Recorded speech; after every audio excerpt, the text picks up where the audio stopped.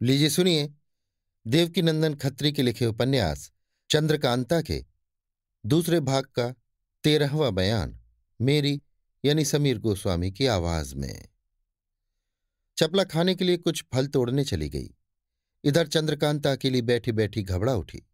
जी में सोचने लगी कि जब तक चपला फल तोड़ती है तब तक इस टूटे फूटे मकान की सैर करें, क्योंकि ये मकान चाहे टूटकर खंडहर हो रहा है मगर मालूम होता है कि किसी समय में अपना सानी न रखता होगा। कुमारी चंद्रकांता वहां से उठकर खंडहर के अंदर गई। फाटक इस टूटे फूटे मकान का दुरुस्त और मजबूत था। यद्यपि उसमें किवाड़ न लगे थे मगर देखने वाला यही कहेगा कि पहले इसमें लकड़ी या लोहे का फाटक जरूर लगा रहा होगा। कुमारी ने अंदर जाकर देखा कि बड़ा भारी चौखुटा मकान है। बीच की इमारत तो टूटी फूटी है मगर हाथा चारों तरफ का दुरुस्त मालूम पड़ता है।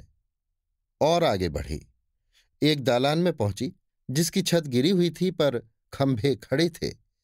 इधर उधर पत्थर के ढेर थे जिन पर धीरे धीरे पैर रखती और आगे बढ़ी। बीच में एक मैदान दिख पड़ा जिसको बड़े गौर से कुमारी देखने लगी। साफ मालूम होता था कि पहले ये बाग था, क्योंकि अभी तक संगमरमर की क्यारियां बनी हुई थी। छोटी नहरें जिनसे छिड़काव का काम निकलता होगा अभी तक तैयार थी। बहुत से फव्वारे बेमरम्मत दिखाई पड़ते थे मगर उन सभी पर मिट्टी की चादर पड़ी हुई थी। बीचों बीच उस खंडहर के एक बड़ा भारी पत्थर का बगुला बना हुआ दिखाई दिया, जिसको अच्छी तरह से देखने के लिए कुमारी उसके पास गई और उसकी सफाई और कारीगरी को देख उसके बनाने वाले की तारीफ करने लगी। ये बगला सफेद संगमरमर का बना हुआ था और काले पत्थर के कमर बराबर ऊंचे तथा मोटे खंभे पर बैठाया हुआ था। टांगे उसकी दिखाई नहीं देती थी।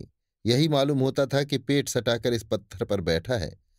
कम से कम 15 हाथ के घेरे में उसका पेट होगा।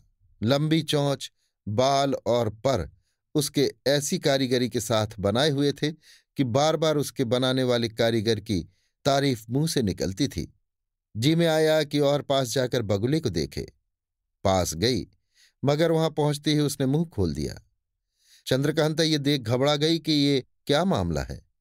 कुछ डर भी मालूम हुआ। सामना छोड़ बगल में हो गई। अब उस बगुले ने पर भी फैला दिए।